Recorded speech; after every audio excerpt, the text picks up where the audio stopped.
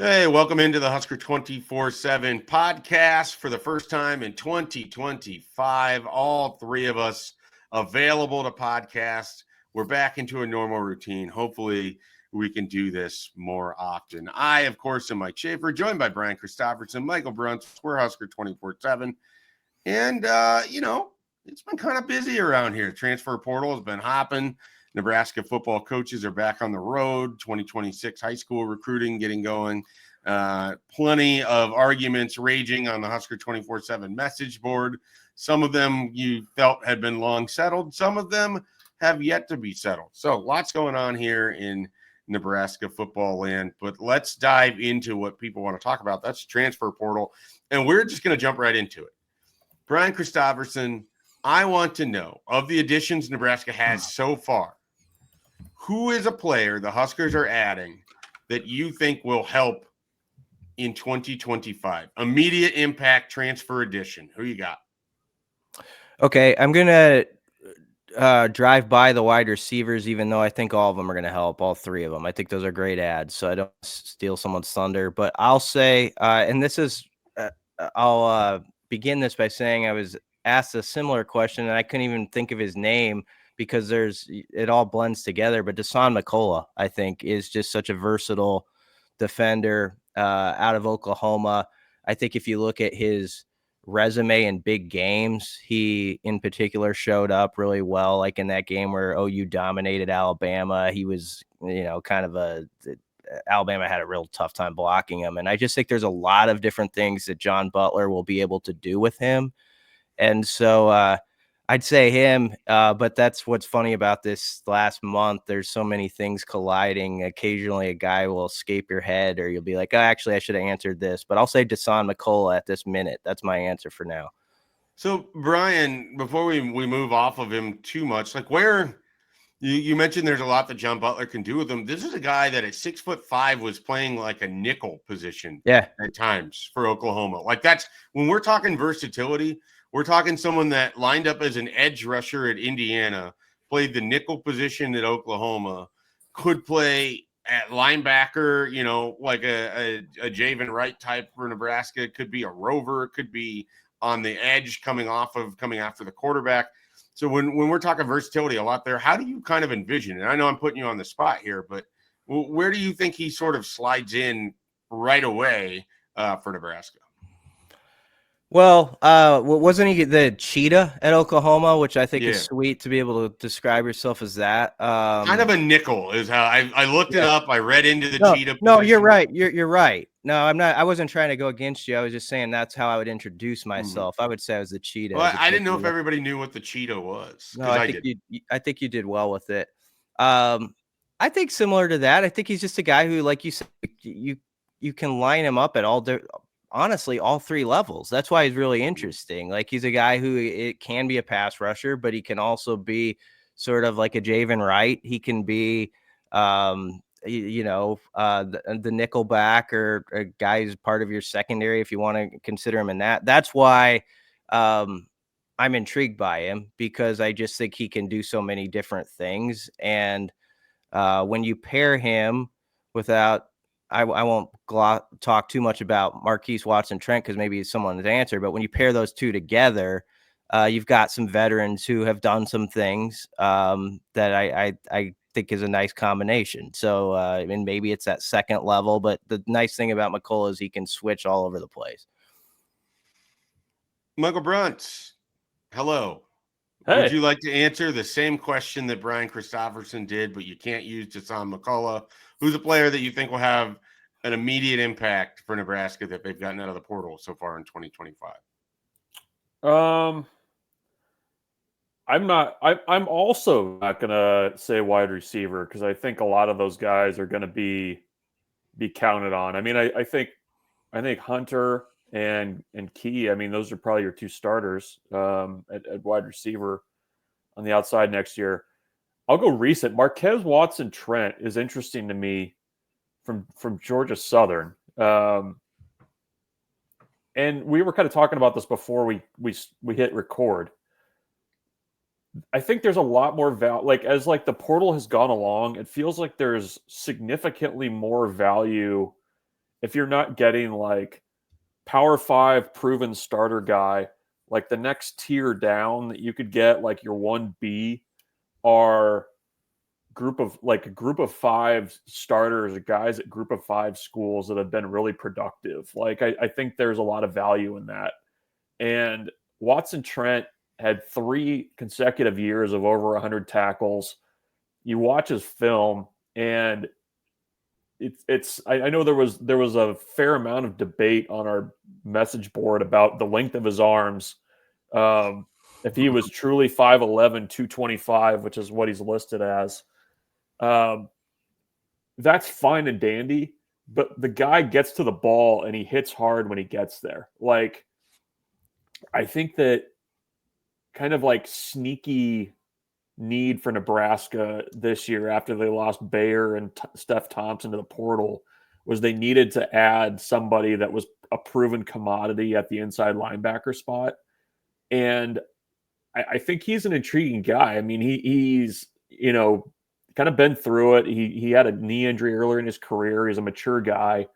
And I think it's a good ad. I mean, I think you can put him next to Vincent Shavers and feel pretty good about those two and see if you can find a third guy to kind of put in that rotation. Because I think 3 is the right number at inside linebacker with how Nebraska is going to do it. And I think John Butler is going to be a little bit more aggressive blitzing those linebackers than maybe what Tony White was. So, I think Watson Trent is good going forward. He's really good against the run. So, I mean, we can debate arm length and whatever, but I mean, I think he's a guy that you have to pay attention to, especially given the need that Nebraska has at inside linebacker this year. Is he similar in size to like Zaire Anderson?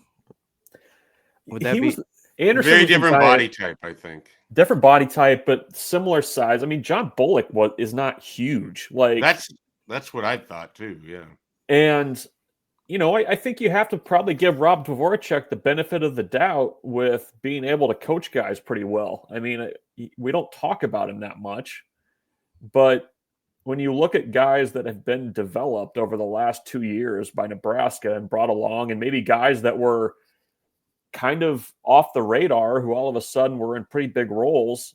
I mean, Mekhi Bayer, John Bullock was a walk-on safety when Matt Rule showed up. So, I mean, I think he probably deserves a little bit of the benefit of the doubt there that he can get guys up to speed there. A couple things real quickly. I'm going to screw this up every time I have to say his name. I'm going to say Trent Watson, and it's Watson Trent. Secondly, do we have definitive his first name? Because I've had 3 different pronunciations in the last few days. Brunts went with Marquez. I've said and heard Marquise, and then Connor Happer called him Marcus the other day.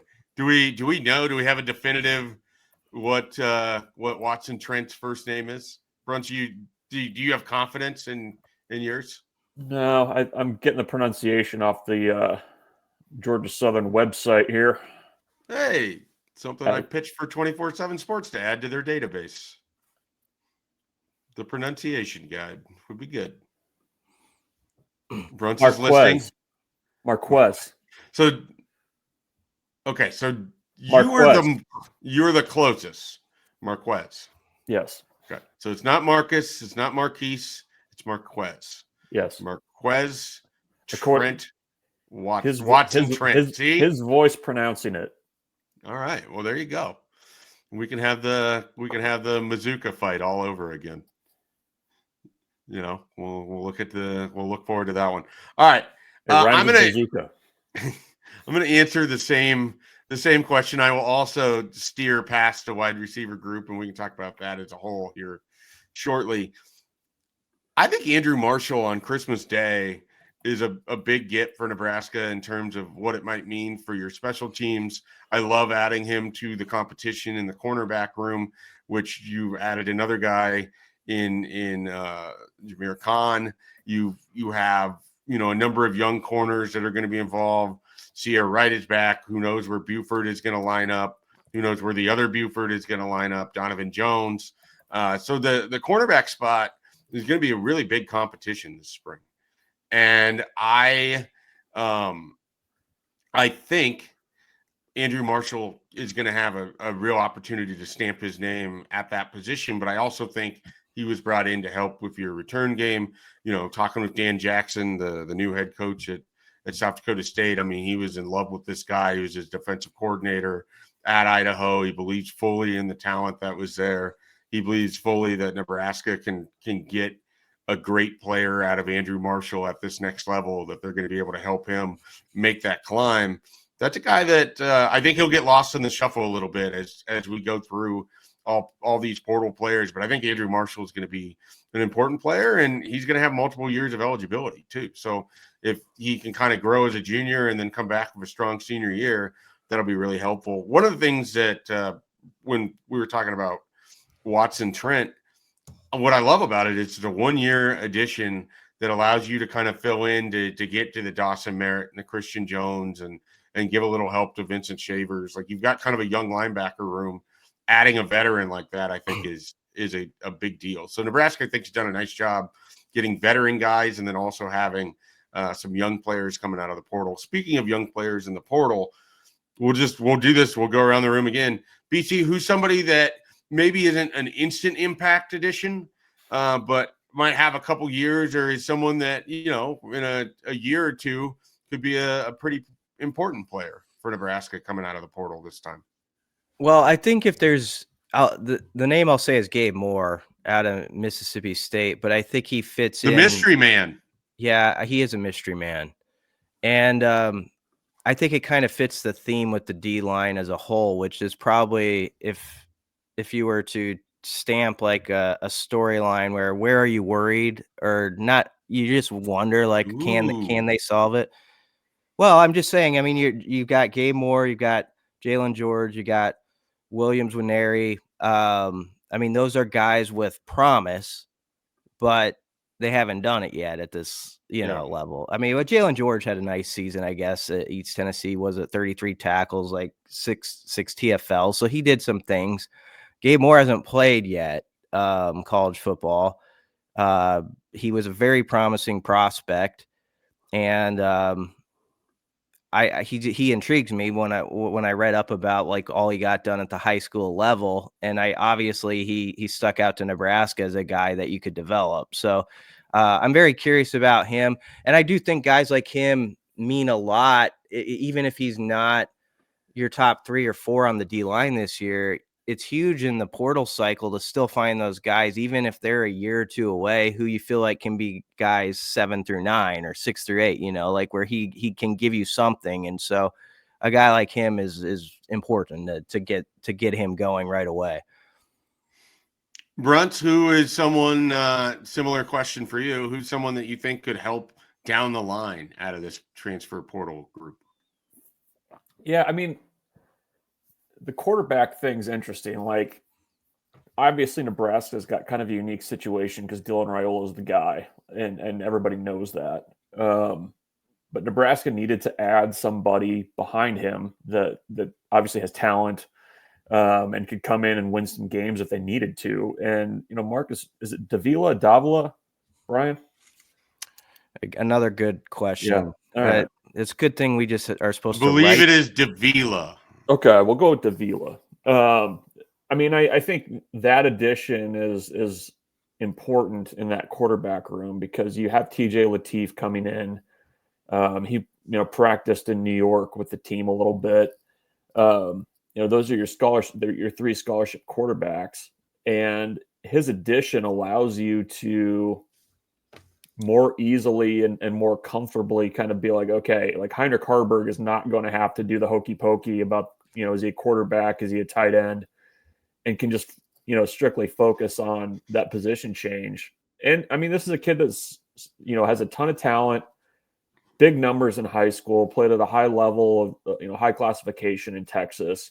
Dana Holgerson likes him, tried to flip him when he was at Houston from Purdue. So, that's more of a developmental piece, but also, I think a guy you can kind of, build around a little bit as your backup. I mean, Nebraska didn't want Daniel Kalen to go in the transfer portal, and I think they found a guy that's similar in profile to what Kalen would have given him had he come back for another year. So, I mean, if you would not have added him or somebody like him, you would have been in a tough spot going into next season with potential injuries and everything else. I mean, Nebraska was pretty fortunate that the only time they had to go to a backup was, that late in that UCLA game. I mean, it was kind of a I would have bet against that at the start of the season.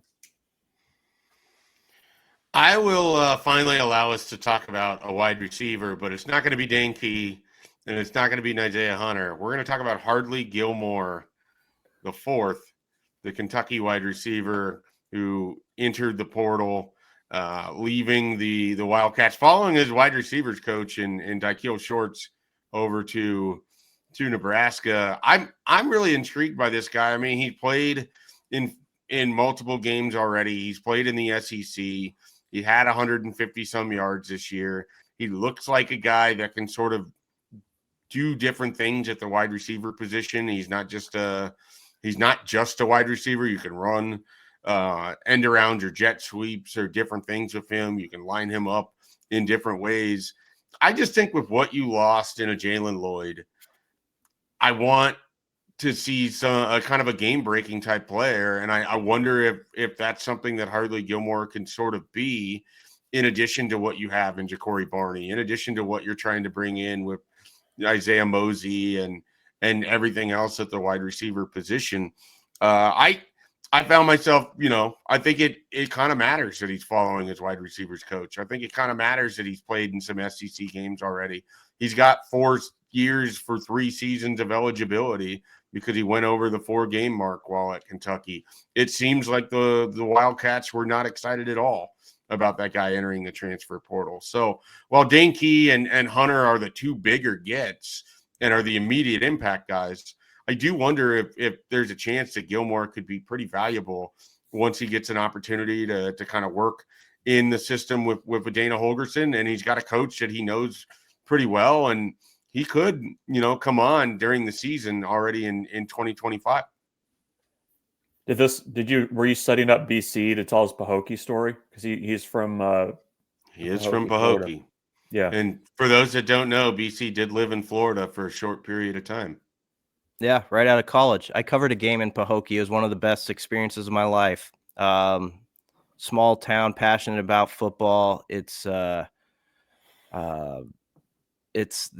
of talent. That's, I think, where Anquan Bolden came from. Like, it was just dudes, incredible athletes. So the game I watched, Pahokee intercepted they had 4 pick sixes, and they won 35-6. Just dudes galore all over the field. It was an awesome game as they took on a private school from my area.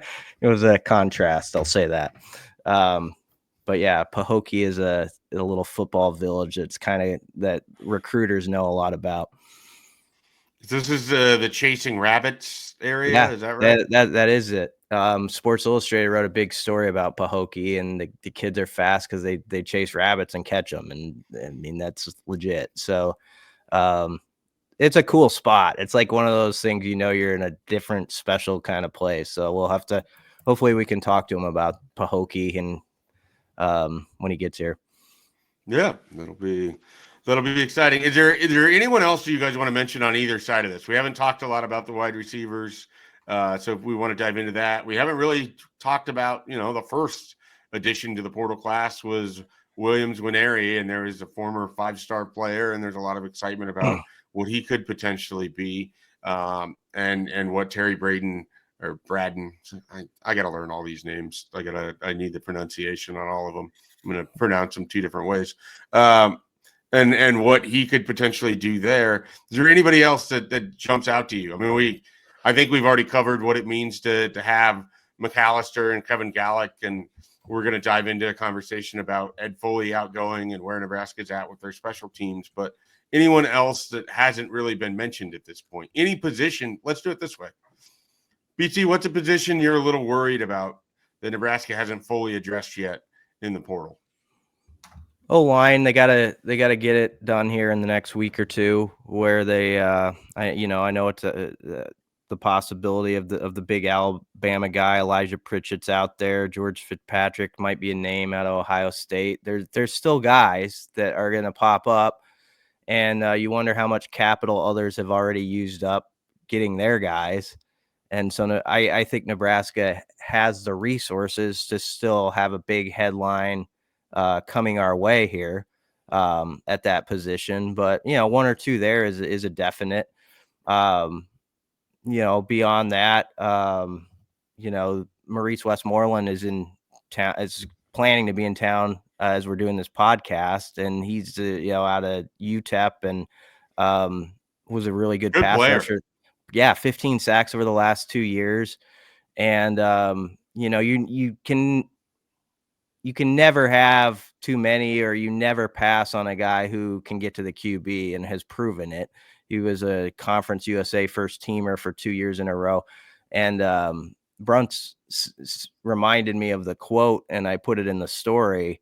Matt Rule did not talk about another player more than he did him before a game. I mean, it's a long quote about like how difficult of a matchup and game planning for him it is. And Matt Rule, even at the time, seemed really impressed that UTEP had managed to keep him going into last year, so that's an interesting one to just keep an eye on. Are you guys at all, and maybe I'm just on an island on this, I'm a little surprised they haven't been able to find a veteran safety or someone to add to the defensive back end. I know a lot of it is their cross training. They're going to have different people back there. Am I a little off my rocker for being a little concerned about what's on the defensive back end? Real quick, I was going to say, and then I went a different direction. Justin Rhett's a name we haven't really talked about out of Georgia, right. But I think, he's going to be an interesting candidate who's coming in here to play right away too at that spot. And so, it's a deal. Did you pick the right guy? Did you pick somebody we saw that it hasn't always worked in these cases. It did in like MJ Sherman's case, where he was in that log jam, and then we saw he got the best football of his career here in Lincoln, and Nebraska got that out of him, and it was a great deal. So you're hoping like a Justin Rhett is a similar case study just on the back end. It probably the secondary probably, like I think there's still the need there, but just based on the pieces they've added, I mean, you've added two corners, two true corners out of the portal. If that allows you to basically put Buford at safety and to put Hartzog back there in some form or fashion as well, I mean, that looks different a little bit than what you had this year, where it was kind of like, okay, this guy's here, and then Buford's a corner, and he's a safety, and what is he? I mean, I think they also feel pretty good about some of those younger guys in that secondary. I mean, Caleb Benning played in the bowl game. That Braylon Prude, I think, traveled the last 3 road games probably. I think his first trip was like Indiana or something like that. So I guess the shuffling of the chairs might benefit that safety spot more than maybe what the corner is. I agree, though. I mean, it's you'd like a little bit more of a veteran presence there than maybe what you have right now. And BC's right. We haven't talked about Red at all. I mean, I think he's going to be an entry into that competition, but it at least in the spring has the potential to be a pretty young group back there.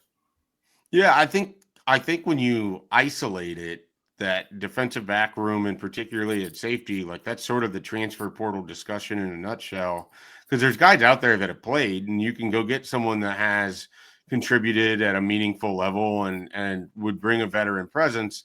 But is he going to be better than banking on one of the young players that you've kind of know a little bit about and that you've been sort of building up over these last 2 seasons?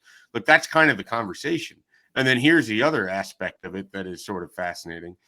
You have a different defensive backs coach for the 3rd time in the last calendar year. Like it's what he wants, what he's looking for relative to Butler or Evan Cooper are 2 different things. Like I am just kind of fascinated because I feel like of the positions that you can go and comfortably get a player that can help you, I feel like safety is one of those that's out there in the transfer portal. And I still think there's probably some guys that fit, but it's been sort of unique where Nebraska hasn't prioritized it in a way that I would have expected, which then makes me wonder if Bruntz is correct here. They really like what they have in terms of young guys. They have veterans in Buford and Hartzog that could play the safety position. Though I do wonder if they also have a guy who can come up and play the run. Like I don't want to speak ill of Malcolm Hartzog here, but the idea of him coming into the box and having to make a tackle is a little concerning. And even just him in coverage at times is a little concerning. If he's playing zone, it's probably a lot better than if he's having to man up, as we saw at times in the Big Ten. So I just wonder on that safety spot what the end game is there, but it could just be as simple. They like what they have. They want to get to spring football. And then, last year they got us Sierra right in the summer. It doesn't mean that the player acquisition window is over when we get to January 28th and they're done with registration for spring classes. So it just kind of feels like a very much a work in progress at the safety spot. They have like 28, 29 guys in the secondary right now. So you hope you can you can find something there. Donovan Jones will be an interesting piece. I mean, he was actually a safety for almost all of the fall where he was working, and then they moved him over to more of a corner role in the bowl game. And I thought he played really well, all considered, for just jumping into that setting and playing like 55 snaps. So he'll be a guy who's definitely going to factor in somewhere too, I would guess. As is often the case, we probably didn't leave enough time for this, but we do want to get a discussion here at the very end of the pod. Ed Foley out, Nebraska going in a different way at special teams. We'll see who or if Matt Rule decides to have a full-time special teams coordinator, if it'll be an analyst, what that ultimately looks like. He did say after the bowl game they have to overhaul it. And anyone that's listened to any of our podcasts in a post-game setting or the Sunday side session or the Hypecast or the weekly setting, where I have stood on Nebraska special teams since the beginning of this year. I think it's an utter embarrassment that it got as bad as it did, that there wasn't a change made prior to this, that they continued to do the same things and had the same results and had the same puzzled look as to why it was happening. So I think an overhaul is necessary, a new voice is necessary. We'll see what it is. They've obviously brought in a few specialists here, which is fascinating. You're hiring a special teams coordinator that wasn't involved in the player acquisition part of it. I don't fully understand the strategy there, but what are your guys' thoughts as we move away from Ed Foley and quite possibly towards somebody else? Well, I would say that going forward too, just because it was really bad, they need to not just take one step, but like 5 or 6 steps, and not go into this season. And I'm not saying they are, but just like not trying to be a break-even group. Like you need somebody to lead that position room that is dynamic and gets people in the building believing this phase of the game is going to win game. If Nebraska is going to be an elite program, they're going to have to capture for a few years.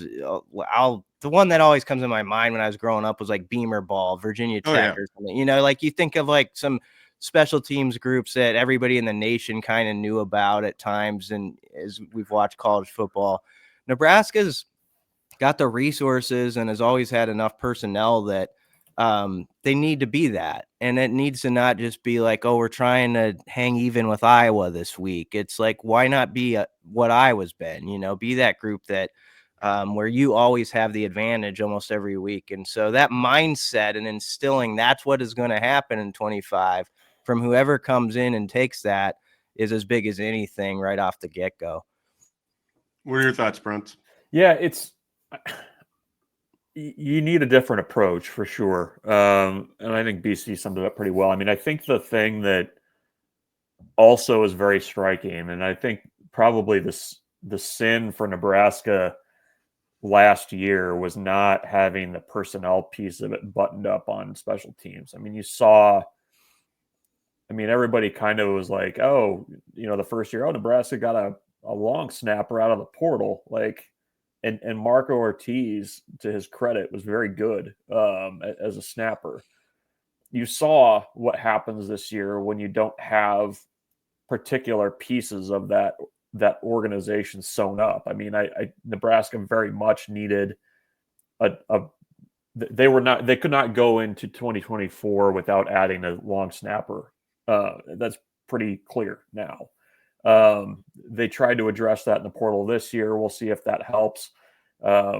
Certainly bringing in a punter and a long snapper should help. But I think Brian's right. I mean, you need to have this attitude of, you're going to be the aggressor on special teams and not just hope that you kind of play things even or you don't screw things up, because that's where you get things like balls bouncing off of guys, like against Iowa and those types of plays that you just can't have that are going to cost you. I mean, we've seen it the last 2 years that special teams has cost Nebraska. So that's the change needed to be made. I'm curious to see what direction Matt Rule goes. I mean, I think there's options out there for them if they want to bring in a full-time coordinator again to do that. But I think they have a lot more flexibility now with, not being limited to just 10 full-time assistants. I think it was Schaefer who brought up Andrew Marshall, right? Yeah. That's why I agree that he's could be one of the biggest deals in this whole thing if he can fit in as a return man. And I know they talked to him about that on his visit, because that's a big part of this, is just having someone back there that since they were 6 years old, they believed, I'm going to do something with this. I'm confident with when to field it, where I'm going with it, all situations with it. It's just natural to them. And Nebraska just has not had that. And of course it lost the Iowa game, I think, when, in that case was IGC, I think, made a late decision on it, and it ends up being a loose ball and stuff. And so, yeah, I just hope they find someone back there who you just feel like this guy knows exactly what he wants to do every time with it, and has just a brain for it that he was born with, and it just you just see it take place. So that's going to be as big as anything. To me, it's about Matt Rule showing a commitment to it. I mean, he's talked about the value of his special teams all the time, but he's never shown the actual commitment to it being better. They never make decisions as to whether they want guys to bring out kicks or not. They always seem to fall in between. And he talked about wanting to be aggressive, and then they couldn't get to the 25-yard line. They talk about wanting to return punts, but they don't set it up. They talk about wanting to block punts, but they don't set that up either. They're not able to do it. You don't have gunners in the the whole schematics of what happened in all of 2024 is so evident throughout their game film, week in and week out, and they never changed any of it.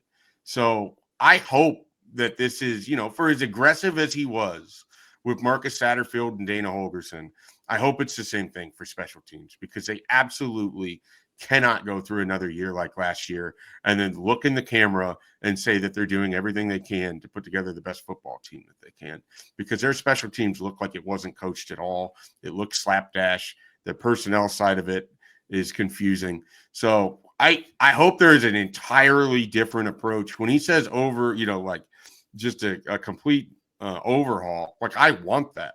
And I think it talks to what BC was talking about, where I think you have to have someone who is a leader of that group that inspires the people that are out there, that it matters when special teams is on the field. And I don't know that it wasn't that with Ed Foley, but he clearly wasn't going to get it done. He didn't get it fixed. And a lot of it was Nebraska's mentality never made sense to me. They were sometimes aggressive when they wanted to return stuff. Sometimes they're fair catching the ball on a punt when there's 20 yards of space in front of them. I never understood what it was that they were trying to do in the third phase. And so with this becomes an opportunity to try to cement who it is and what you are. And I think that starts with Matt Rule. He has total ownership of what happened on special teams. And so I'll be curious, what route that he goes with this. All right, we're looking to get out of here. Is there anything that we want to get to? Any comments, anything anybody has to say before we say goodbye here on Tuesday? Brunts. No, I don't. I think we covered a lot of ground. Here's one last thing. So Maurice Westmoreland visiting this week. We were talking about the cheetah. Do you guys like cheetah or bandit for that specialized position name, because Westmoreland was the Bandit. We've had the Jack at Nebraska. South Carolina had a different specialized position back in the day called the Spur. What's your guys' power ranking on? What about the Virginia Tech? What was the name of that defensive coordinator? Was it Bud Foster? Bud Forrester? I don't know what it was, but they had the monster. That was their big position. See, I like that. That's a good one. The monster. You want to be the monster. And to think we got all excited around here once about something called the peso. Yeah. It was a short-lived Big 12 specialty defense. The peso and the diamond formation. We don't. Duck R. There was some Duck R talk. Oh, the Duck R. The Husker. Oh my! I'd rank cheat at the top. Failure. I'd say cheat at the top to your question. Cheat is pretty good. Cheat is pretty good. I like Bandit too. I think those are good. Alabama had something that Dawson Merritt was being recruited as, and it sounded a hell of a lot better than Nebraska telling him that he'd be an inside linebacker. But I can't remember what it is off the top of this. BC, you got anything for us here? No. The only thing I was saying when you were talking special teams, I think we're all in agreement. Aggression, yes, except on those kick returns. Just wave your hand.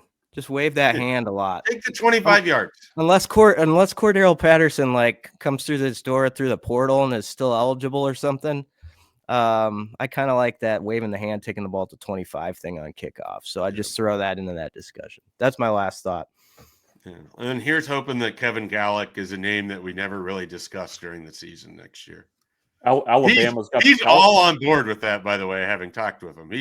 Kevin Gallick doesn't want to be talked about. He's excited about that idea.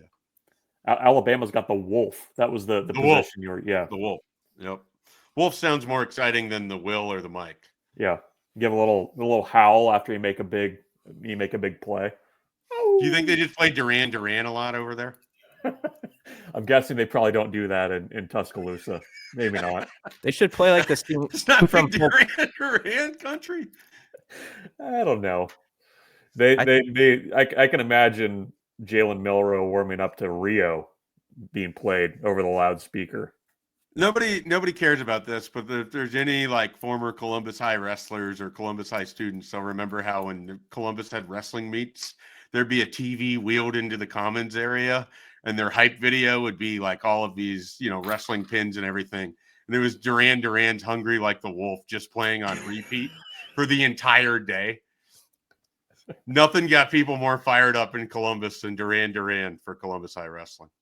Godfather's Pizza and Duran, things that Columbus are known for. It's true. All right. Well, we've officially reached a point where nobody needs to hear anything more from us. So appreciate everybody joining us here. Husker247 Podcast. We'll try to get to a regular schedule as we move forward. Plenty going on. Get to Husker247.com. Got a lot of portal stuff, a lot of 2026 recruiting. We got junior days. The staff is out on the road. A lot happening there. So you want to check out what we got going on at Husker247.com. Plenty of basketball. Hoping to have a hoops cast later this week. Nebraska, Iowa on Tuesday night. So keep that locked in. Believe we'll have BC in Iowa City. He'll be live to see if Nebraska can follow up the big UCLA game. So all that more at Husker247. So for Brian Christopherson, Michael Bruns, I'm Mike Schaefer. We'll catch you next time.